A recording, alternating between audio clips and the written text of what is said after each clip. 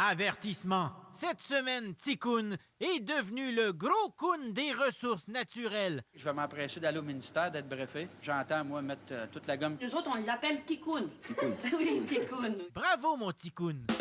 Mesdames, messieurs, bonsoir et bienvenue à cette toute nouvelle émission d'Infoman qui débute avec la générosité des dons faits à Haïti. J'ai moi-même donné 1 sou au pays. Quoi? C'est aussi généreux que la plupart des compagnies qui ont fait parler d'elles cette semaine. Ce qu'on constate, c'est que même les entreprises peuvent être généreuses aussi. Certaines entreprises privées ont aussi eu cet élan de générosité. On voit que la solidarité s'organise de plus en plus, là, effectivement, au sein des entreprises privées. C'est très bien d'être généreux pour aider Haïti, mais des fois, on a l'impression que les entreprises mélangent un peu opportunisme et générosité. RBC, Banque Royale, CIBC, TD, Banque TD, 100 000 chacune. Est-ce généreux pour la Banque Royale de donner 100 000 $ quand son bénéfice net des 3 premiers trimestres de 2009 atteint 3,9 milliards? Je pose la question. C'est payant pour une compagnie de paraître généreuse?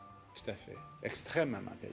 C'est probablement un des moyens les plus puissants au niveau de la communication. La marque se doit d'être différente, se doit de se différencier. C'est ce qu'on fait au quotidien. On essaie de différencier. Et l'arme la plus puissante, c'est l'émotion.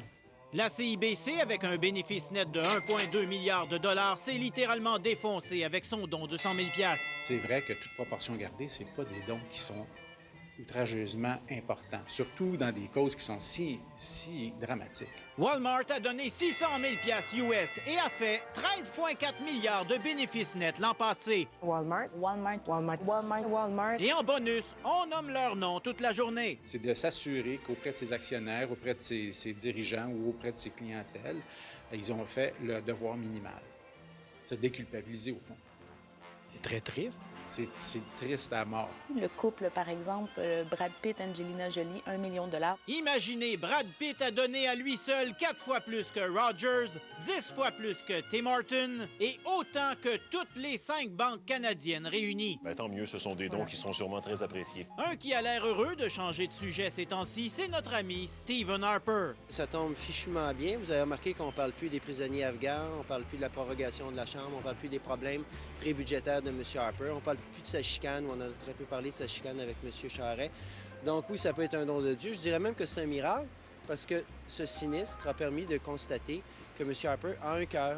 C'est un cadeau, c'est un fait. Parce qu'effectivement, à moins de se montrer complètement malhabile, là, effectivement, ce que les gens veulent voir, eux, les gens donnent de l'argent actuellement, sont très sympathiques à cette cause-là. Ils veulent voir leurs dirigeants faire la même chose. Alors, c'est clair qu'ils n'ont qu'à faire la même chose pour l'instant et ça va leur rapporter des bénéfices. Comment poser une question sur la prorogation en pleine crise haïtienne? Surtout que vous avez vu qu'à Montréal, notamment, la brochette de ministres conservateurs fait toujours ça dans une salle où il y a plein d'Haïtiens. Alors que d'arriver avec sa petite question de cuisine sur la prorogation ou sur votre maniement... Ou les prisonniers afghans. Ou les prisonniers afghans ou les consultations prébudgétaires, ça serait nécessairement un peu inconvenant. Je pense qu'on se ferait regarder un peu de travers. Il y aurait probablement même quelques huées dans la salle. Un autre miracle qui s'est produit après le tremblement de terre, Denis Coderre a été réactivé. Tout d'un coup aussi, on l'avait presque perdu de vue. Il était en rupture de banc avec son propre parti. Et voici Denis Coderre qui revient et qui prend toute la place médiatique. Mais quand on le réhabilite pour nous dire ça... Ce qu'on a besoin, là, présentement, c'est de la solidarité. Videz pas vos garages, là. Commencez pas à envoyer des soutes d'hiver, là. On n'est pas sûr que c'est un vrai miracle.